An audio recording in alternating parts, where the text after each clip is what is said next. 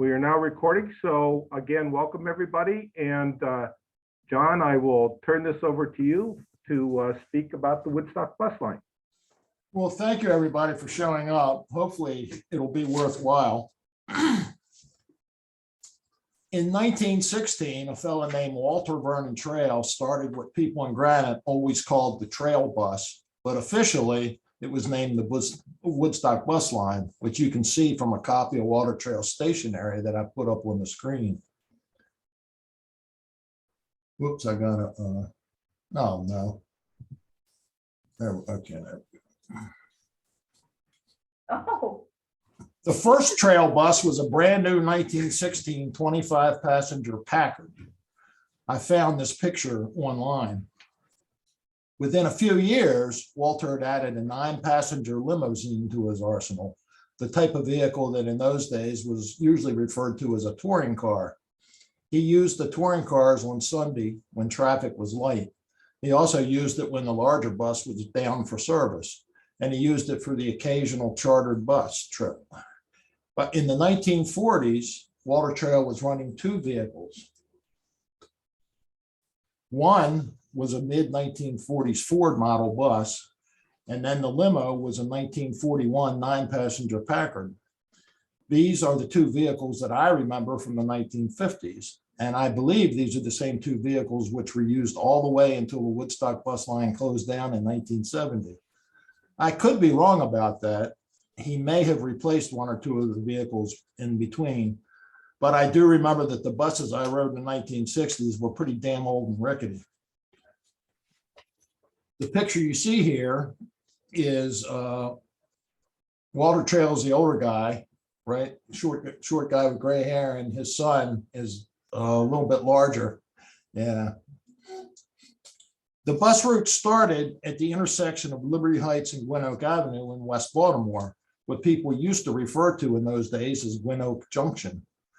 The bus then traveled along Liberty Road to Old Court Road, and then along Old Court Road to the front door of the Woodstock Jesuit College, with the detour down St. Paul Avenue in order to pick up passengers there. The bus would stop anywhere along Old Court Road, and along the way, the bus would stop for anyone waiting along Old Court Road.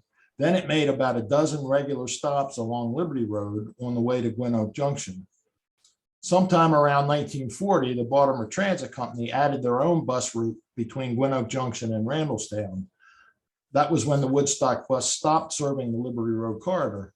However, I remember that Hodges used to let riders off anywhere along Liberty Road if they wanted to, and that on the way back to Woodstock, he would stop for anyone standing at one of the city bus stops who waved him down.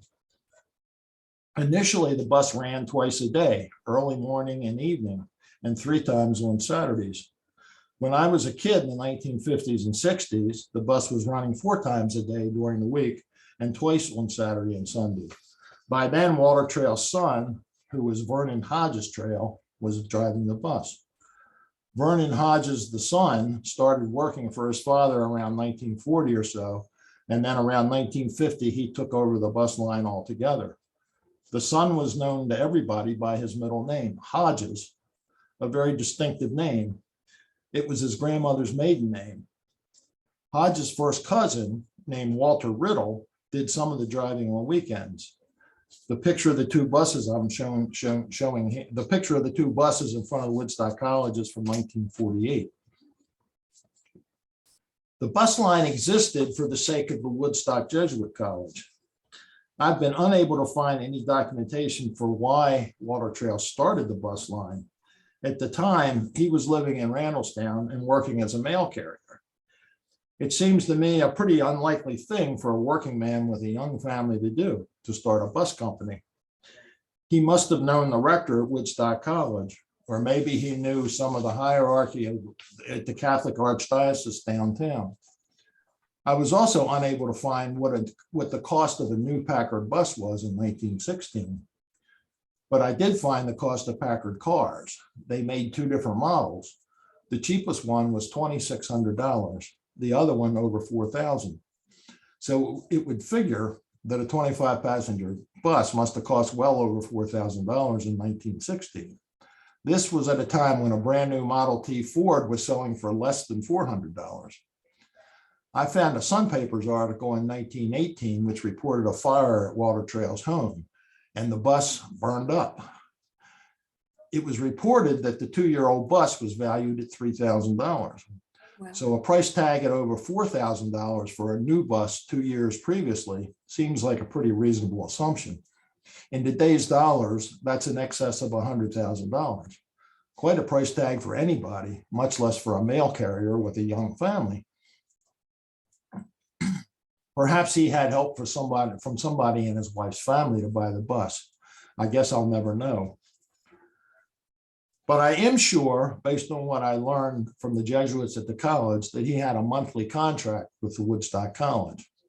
Every day, scholastics from the college, not to mention teachers and staff, were riding that bus to teaching jobs at one of the Catholic schools in the city, or they were visiting the Basilica or the Archdiocese offices downtown on Franklin Street, or they were going to Penn Station in Baltimore to catch a train to New York, or maybe Camden Station to catch a train to DC. Catholic officials elsewhere in Baltimore were coming to the Woodstock College. So were officials from outside of Baltimore who came in by the train and then took the bus out to Woodstock. In its day, Woodstock College was a pretty busy place. None of these Catholic riders paid a fare. When they got on the bus, they would sign a book, which Hodges kept up front. The rest of us, however, us local yokels, we paid a quarter to ride the bus. We were mostly using that bus to go to Gwynn Oak Junction, and there were two reasons for Granite residents to go to Gwynn Oak Junction. Firstly, the junction was kind of a transportation hub for the rest of Baltimore City. Before World War II,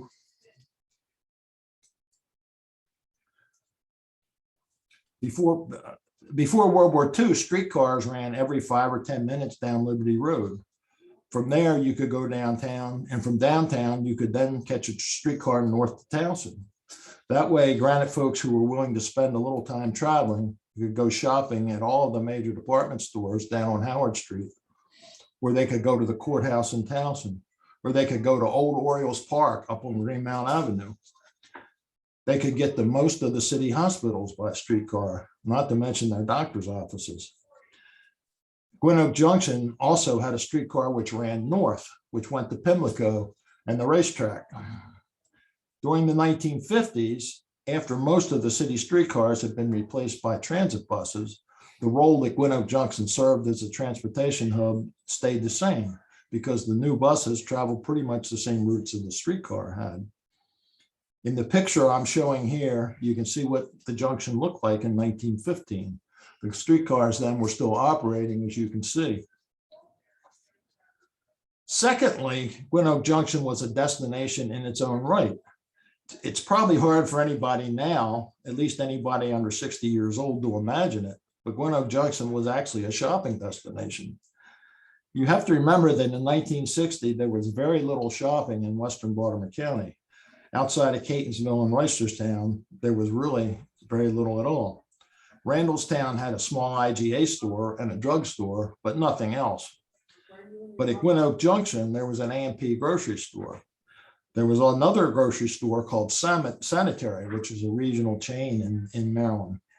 There was a Reed's drugstore. There was a Ben Franklin 5 and Dime store. There were multiple clothing stores. There was a shoe store, a hardware store, and even a toy store, which dealt with Lionel trains and all the various Lionel accoutrements that we used to put in our Christmas garden. There were also 2 movie theaters there, but I'll get to those later. My parents, like a lot of families in Granite, used to drive all the way to Gwynn Oak Junction on Friday nights to do the grocery shopping. They went to the A&P.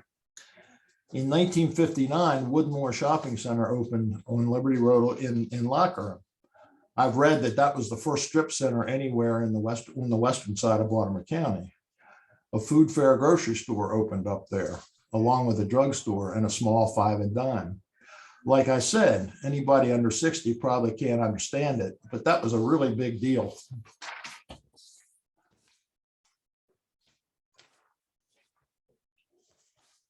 As it turns out,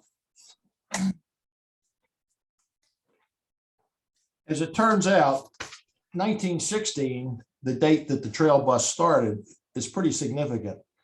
Based on what I've been able to find out from my research, that makes Woodstock Bus Line the very first bus company in the history of Maryland. I'm talking here about transit buses or shuttle buses. I'm not talking about charter buses, although in my research, I didn't see any evidence for any charter bus companies until the late 1920s. The next oldest bus company in Maryland after the trail bus that I could find evidence for was called the Sims Motor Line initially, and then it changed its name to Tidewater Lines Incorporated. That started in 1917. The Tidewater route went from Washington, D.C. down to Upper Marlboro and then down through Charles County all the way to St. Mary's. At its peak, Tidewater had 110 miles of routes. It served 25 different towns and had 15 different buses on the road. By far, it was the largest of the early Maryland bus companies. Now I'm going to briefly describe the other bus companies which operated just right around the Baltimore area. One was started by a fellow named Phil Restivo from the Woodlawn area. He had a route between Gwynn Oak Junction and Westminster twice a day with stops at Harrisonville and Sykesville. He owned 4 different vehicles, the largest a 19-passenger bus. Later, his company was named the Baltimore Motor Coach. Another local company was Mcmahon Transportation Company. This bus went from Overley to Bel Air with stops in Perry Hall, and then in later years expanded the Lutherville and Jacksonville service. Mr. Mcmahon made 7 trips a day, if you can believe it, and he owned 10 buses. There was a fellow named Christopher Selling who operated 2 19-passenger buses along what we know as the Pulaski Highway corridor, starting at Lakewood Avenue and Fayette Street near Patterson Park and going east to Rosedale, Golden Ring, and then out to the Poplar neighborhood in eastern Baltimore County. There was a bus which went once a day from Lansdowne to Laurel, owned by a guy named Philip Schletz. Then there were 2 operators, one named Charles Cook and another Charles Harvey. They operated 20-passenger buses from the Brooklyn and Curves Bay areas south down along the eastern edge of Anne Arundel County to the Severn River. And there was a fellow named William Conway who operated 1 19-passenger bus twice a day from the end of the streetcar line in Reisterstown out to Westminster. And finally, my favorite, this bus ran between Woodlawn and Hebbville, and it was started by the Hebbville Improvement Association in 1928.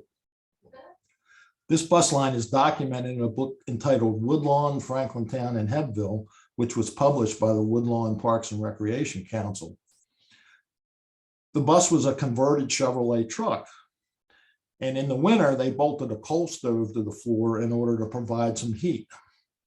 The bus was driven by a Mr. Joyner, and the fare was a nickel.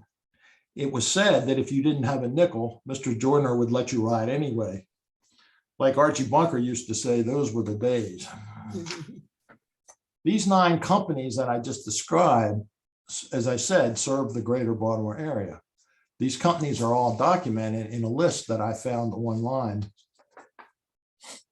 It's a list of 90 bus companies operating in Maryland, Delaware, and the District of Columbia in the year 1922. These 90 different companies traveled routes covering about 1,100 miles and owned 180 vehicles. Most of those 90 companies, of course, were very small operations. Most of them what you might call owner-operated businesses. Many of them just part-time. And many of the vehicles used were not buses at all, but what you would call limousines or touring cars, like the second vehicle that Walter Trail bought. Still, I was surprised to find that much traffic going on in 1922. And this list is how I learned that the Woodstock bus in 1922 had a fare of 50 cents, even though I remembered it being a quarter in the 1950s and 60s. Everyone else I talked to who had ridden the bus around the time I did remembered the same thing. My wife, Sue, when I mentioned this to her, said the same thing that I was thinking, that the fare was probably decreased during the 30s, during the Depression, and then never raised again after that. After all, the 20s was a real boom time in the US economy. The economy was stronger in the 1920s than it would be for many decades to come.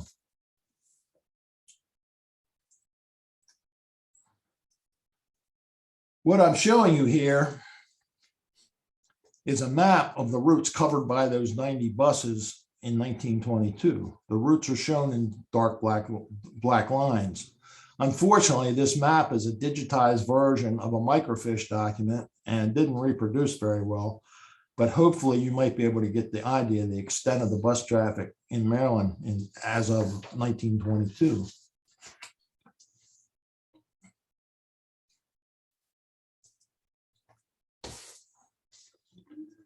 I can almost hear people asking themselves, those of you who are still paying attention, what the heck is John doing showing us a cover of a magazine called the Electric Railway Journal?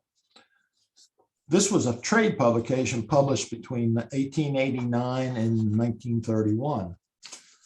Then some of the issues were consolidated into books by the Mcmahon Publishing Company, and then those books were later microfished and then eventually digitized into Google Books.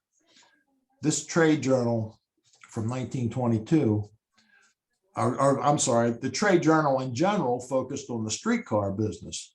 Streetcars were also called trolleys, and they were also called electric railways.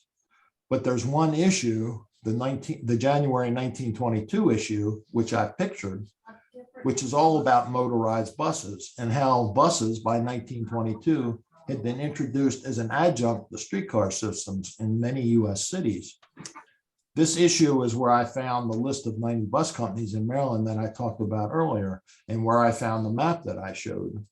There's also another map, which I'll show in a minute. This issue also contains 2 articles on the early transportation system in Maryland. One of the articles quite lengthy. It was in this article that I learned that Maryland, through the Public Service Commission, started to regulate and license bus routes in 1916. The idea was to integrate streetcars and buses into an organized citywide transportation system.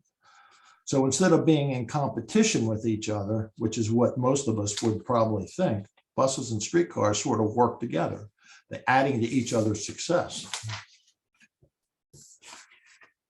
So let me tell you a little bit of what I learned about streetcars, which some of you old timers out there like me may still remember.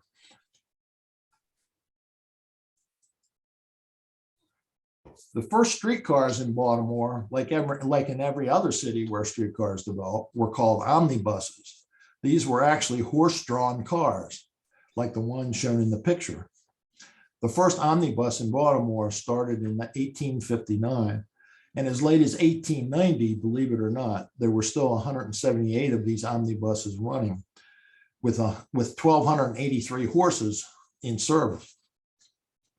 The first electric streetcar in Baltimore appeared in 1885. It was one of the very first in the country. It was in the early 1890s that the use of electric streetcars really accelerated. Initially, it was a pretty haphazard situation. There were actually 63 different trolley companies in Baltimore City, many of them with just a mile or so of track, which they built and maintained themselves. This changed in 1899 when a company called the United Railways and Electric Company took over the whole system. A good example of this trolley line was built to serve Gwynn Oak Park. Some of you remember Gwynn Oak Park, I'm sure. Here's the comment. Yep.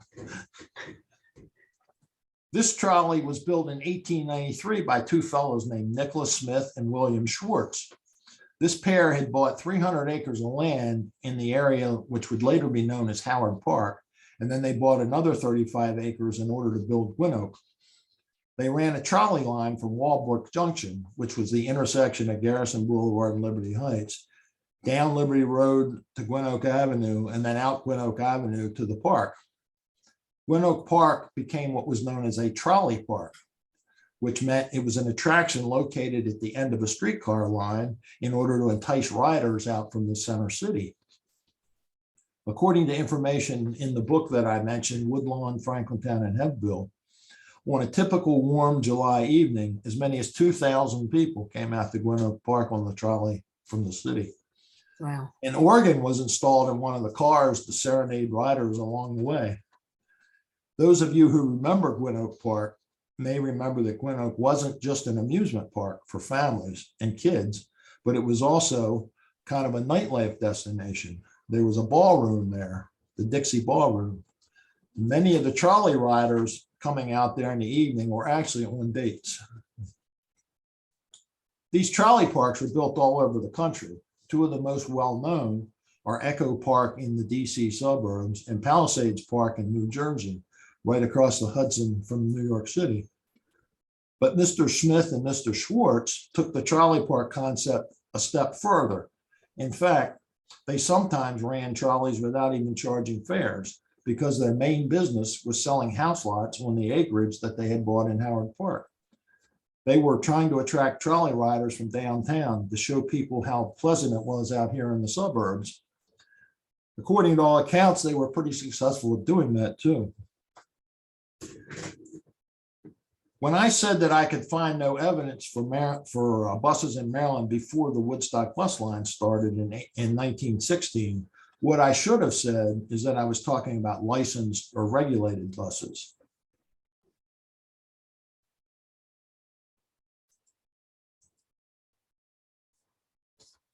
According to the Electric Railway Journal, the first Jitney appeared on Fayette Street in February of 1915. And the Jitney was actually operated by a woman. They thought that was something to remark on. By the end of that year, it was said that Fayette Street was literally overrun with privately owned jitneys. The term jitney has come to refer to an unlicensed cab or bus or shared ride vehicle. Originally, though, the term jitney was a slang. It cropped up in Louisiana in the 1880s, and it was slang for a 5-cent piece. So since most of the unlicensed buses on Fayette Street charge riders a nickel, they became known as jitneys. Most of the jitneys running along Fayette Street actually weren't buses at all, but they were really Model T Fords, so-called Tin Lizzies. Some, like the one in the picture, were actually Model T Ford trucks with a wooden enclosure and bench seats built onto the back. The proliferation of the Fayette Street jitneys is what caused the Maryland Public Service Commission to issue regulations and to start licensing buses. Those regulations limited vehicles to a set number of passengers and required charging a set fare. The commission limited the operation of the jitneys simply to the east-west routes along Fayette Street where they were already traveling. They could add no more routes. But then a few years later, the commission gave an exclusive license to a company called the Baltimore Transit Company to operate buses going north and south along Charles Street. At that time, in 1922, there were 21 different vehicles licensed along Fayette Street, and the Baltimore Transit Company operated 30 different vehicles up and down Charles Street. The fare for both of these was 7 cents. Otherwise, the Public Service Commission did not allow any other buses to operate in the city or to compete with the United Railway Company streetcars. All of the bus lines operating outside the city center were licensed so long as they started and stopped their routes at the end of existing trolley lines.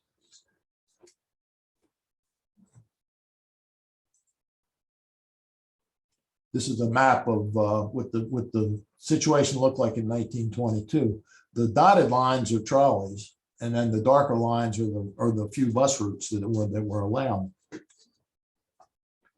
You can see that the dark lines go along Fayette and Charles Street, as I just mentioned. Charles Street going up here, and Fayette coming along here.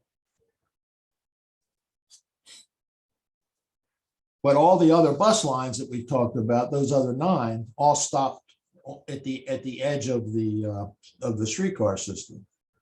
Christopher Selling's buses that I talked about went from Patterson Park down here, out going east out to Golden Ring and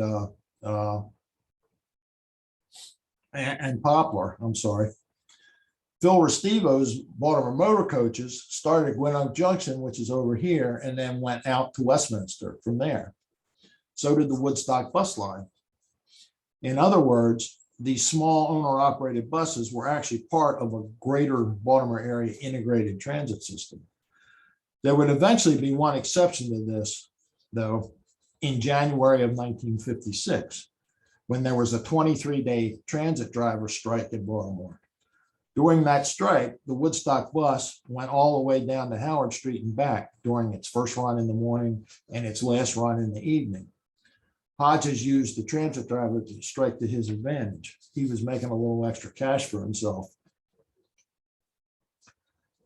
When I said that no other buses operated in Baltimore other than the Fayette and Charles Street buses, there was one exception, and that was buses coming into Baltimore from Frederick.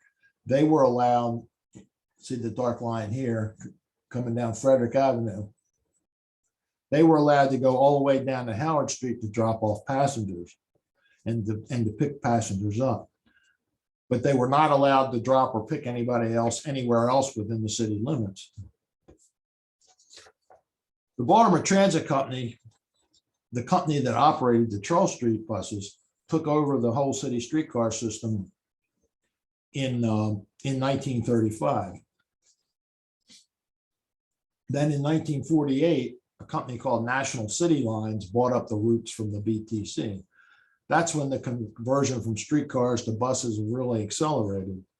The last streetcar line in operation ran from Catonsville down Frederick Avenue to downtown and then up Charles Street to Towson. That line closed in 1963. Some of the small bus lines, though, however, that we talked about managed to stay afloat, mainly because they were operating buses outside of routes that weren't in competition with the national city lines. That was true for the Mcmahon buses that went out to Harford County and northern Baltimore County. It was true for Phil Restivo's Baltimore Motor Coach buses, which continued to serve Sykesville and Westminster for some time. There were actually a few small bus companies that started up in the 1940s and 50s. One was Dundalk Bus Lines. Another was called Rosedale Passenger Lines.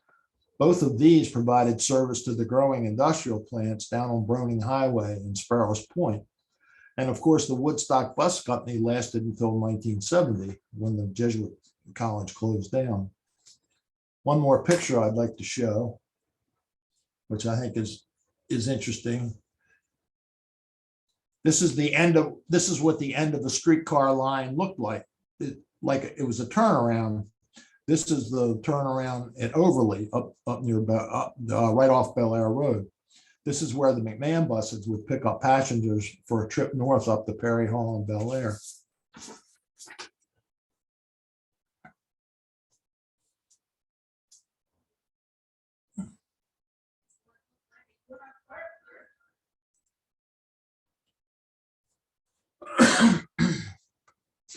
My whole life, I've often heard that the Trails who own the Woodstock Bus Company weren't related to the Trail family in Granite. In fact, a few months ago, when I suggested at one of our board meetings the topic of the Woodstock Bus Line, someone at the meeting said just that. So I feel obligated here to explain the family relationship. Walter Trail's father was named Richard Trail. Richard Trail was the brother of John Emery Trail. They both grew up in Clarksburg in Montgomery County. It was John Emery Trail who moved his family to Granite in the late 1880s. He rented farmland that had been part of the Noah Worthington estate. And then in 1911, he and his oldest son, Bremen, bought about 270 acres of that farmland. John Emery Trail lived in the farmhouse, which was located on the left side of Old Court Road, just before you get to Dogwood Road. His son Archie and his grandson John would live in that same house and work that farm. Bremen Trail lived at the other end of the property, near the intersection of Old Court and Granite Roads. And then three of John Trail's other children, Joshua, Blanche, who married Arthur Merkel, and Beulah, who married Nimrod Gosnell, they settled in the houses built along Old Court Road on part of that farmland. And so it was that Walter Vernon Trail was actually John Edward Trail's nephew. And he was the first cousin to all of John Trail's children, most of whom lived in Granite and were prominent members of the Granite community and attended Granite Church. When I was a kid, everybody knew them. One of John Trail's daughters, Stella, married one of Walter Trail's brothers, Herbert Hodges Trail, which was something I didn't know until I did research for this presentation. This genealogy information, by the way, came from the son of Walter Riddle, Hodges Trail cousin, who I mentioned previously as driving part-time on weekends.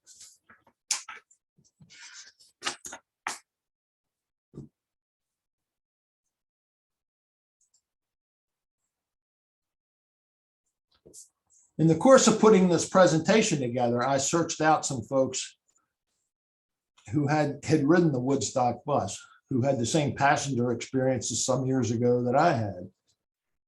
One of those is Peggy Ferguson. Peggy grew up in the 1940s in the duplex house on St. Paul Avenue, a Dorsey Offutt rental property. She lived there with her father and her grandmother, and she told me that her grandmother rode the bus to do shopping at Gwynn Oak Junction. When Peggy needed shoes, her grandmother took her to the shoe store there. She couldn't remember the name of the store, but said that the store had one of those old Clark foot measuring machines, which was absolutely fascinating to a little girl. She also told me that her older brother, whose name was Tim, took her on the Woodstock bus to the Gwynn Theater. The Gwynn, pictured here, was the first movie theater at Gwynn Oak Junction. It opened in 1931. It closed in 1951. The Gwynn was famous for showing Westerns, and Peggy's brother loved Westerns, but Peggy said she wasn't really that into cowboy movies. She just liked making the trip on the bus into town.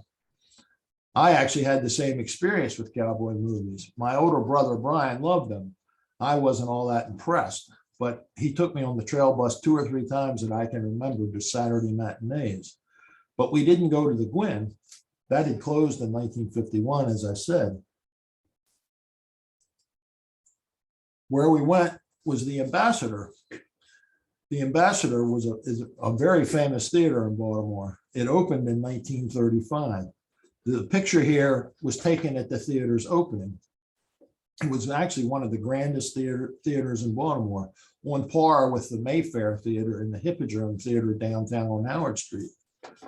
The Ambassador was what was called an Art Deco building. It had 969 seats, if you can believe it. Everyone I talked to about memories of riding the Woodstock bus mentioned the Ambassador Theater first thing. Patty Smith, when I asked her, talked about the Ambassador. She said that she and Brenda Bowen would ride the bus to Gwynn Oak Junction for movies at the ages of 9 or 10. Walter Riddle, who I mentioned previously as the great nephew of Walter Trail's wife, he mentioned the Ambassador first thing. He said he liked to sit in the balcony as a kid. Quite honestly, I didn't remember that the Ambassador even had a balcony. But here's a picture of the interior of the Ambassador Theater. You can see what a magnificent place it was.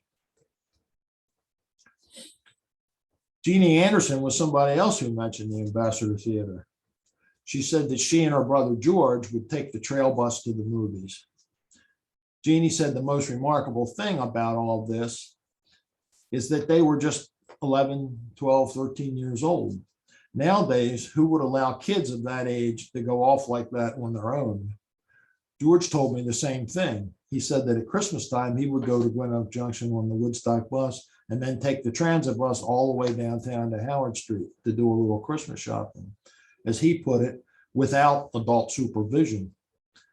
George and Jeannie, by the way, were the oldest son and daughter of Anna Rose, who of course you all know. They moved to Granite in 1961.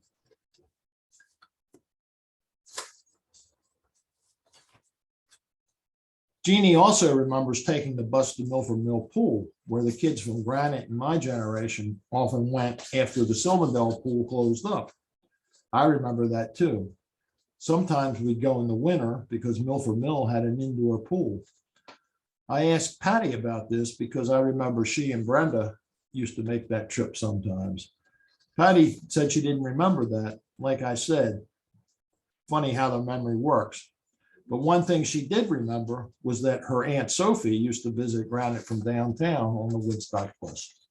Aunt Sophie wasn't an actual aunt, but she was a lifelong friend of Patty's grandmother, Whitty, my grandmother too. I remember Aunt Sophie well when she visited Granite. My grandmother Whitty lived with us for a time, and once in a while Aunt Sophie would show up for a visit. But I'm embarrassed to say that I never really wondered how Aunt Sophie got to Granite. I just never thought about it. But Patty told me that she would walk down to the intersection of Davis Avenue and Old Court Road to meet Aunt Sophie's bus. It goes to show you that people not only use the Woodstock bus to get out of Granite, but they also used it sometimes to get in. In the fall, when I was 13, I started piano studies at the Peabody Prep. For the first 2 years before I could drive, I sometimes took the Woodstock bus to Gwinnett Junction and then the transit bus down to Monument Street early on Saturday morning. I can't remember the return time for the Woodstock bus on Saturdays, but I do remember that waiting for it was a very long day. I had an hour piano lesson, then there was a bit of a break, then I had classroom ear training or music theory class, and after that, sometimes I'd walk up to the Pratt Library to spend some time. Sometimes I might hang out with a girl from my music theory class who I kind of liked. On days that I didn't want to spend that much time downtown, though, I'd take the transit bus back to Randallstown, and if I was lucky, my mother would come get me. If I wasn't lucky, I'd have to hitchhike back to Granite. Another thing kids don't do anymore either, is it? More than 15 minutes over. We didn't start. Perhaps my most interesting use of the trail bus was playing golf. Tom Cooney, who lived on St. Paul Avenue, taught me to play. Mostly we played at the Woodstock College golf course, but we also played at some of the local area golf courses because Tom knew just about all the local course pros. One that he knew well was Jimmy Flattery, who was the pro at Forest Park Golf Course. Tom didn't drive, so on a few occasions, we'd take the Woodstock bus to Gwinnett Junction, golf clubs in hand. Once at Gwinnett, we'd walk through the AMP parking lot to Howard Park Avenue, which was just behind. And from there, it was just a 2-block walk through a residential area to get to the back 9 of Forest Park Golf Course. I'm showing here a final picture of Gwinnett Junction. This was from 1941. You can see a bit of snow on the ground, and you can see the cars that date the picture. Tom Cooney was married to Bernadette Miller. It was one of those late in life marriages. They met and then they married after Tom came to Granite to work at the Woodstock College right around 1950. They lived in the Miller house on St. Paul Avenue, the house built by Bernadette's brother, Frank Miller, the house where Aaron lives now. Bernadette's widowed sister, Grace Cavey, lived there with them too. Peggy Ferguson, who I mentioned before, is growing up on St. Paul Avenue. She lived right across the street from the Miller house. She told me that she remembers Bernadette catch the bus to go shopping downtown. You have to remember that very few women of Bernadette's generation drove cars. I remember seeing Vivian Albright catch the Woodstock bus down at Davis Avenue and Old Court Road too. She went into town for shopping as well. Vivian, for those who didn't know her, inherited the Albright house on Davis Avenue from her father, Ed Albright. By the way, Peggy Ferguson told me that when Bernadette Miller took the bus to go shopping into town, she was always dressed to the hilt. Heels, hat, white gloves. That was impressive. Someone dressed to the nines is not something you often saw on that old ratty Woodstock bus. I'd be remiss if I didn't mention that the people in Granite I'd be remiss if I didn't mention that some of the people in Granite used the bus to go to work. That was particularly true of the older women in Granite who, as I said before, mostly didn't drive. I can think of 2 examples. One was Mildred Dennis, who lived on Acme Avenue. She worked at either Hutzler's or Herschel Cone, I can't remember which, down on Howard Street. She would walk the Old Court and Davis Avenue intersection to catch the bus in the morning and then reverse the route to come home at night. I'd see her walking back home from Old Court Road in the evening, probably around 6:30 at night. And she did this well up into her 60s. Another example was Bertha Asker, who lived on Summit Avenue.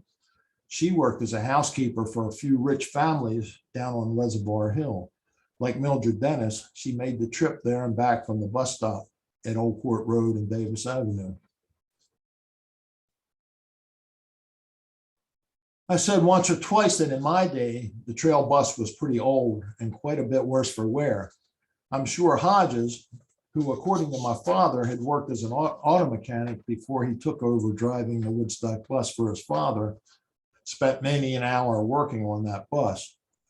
I'll always remember one day I was standing at the Davis and Old Court Road intersection. I don't know where I was going, but I was looking north up Old Court Road and saw the bus coming around the curve just past the old telephone company building that used to be there. The bus, however, only made about half of the curve, and then it continued through the barbed wire fence and into the upper college cow pasture.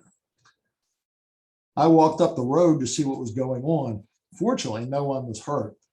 Hodges wasn't driving that fast. He never did. But his steering column had snapped. So wherever I was going that day, I never got there. Just one more story about Hodges. He attended my wedding. He didn't come to the church, but I saw him at the reception, which we held at Sue's house. I was surprised, to say the least. I had no idea why he was there, but I found out. It turned out that Hodges and Sue's mother were friends. In fact, I found out that they had actually dated at some point around 1940 or so, and they had remained friends ever since.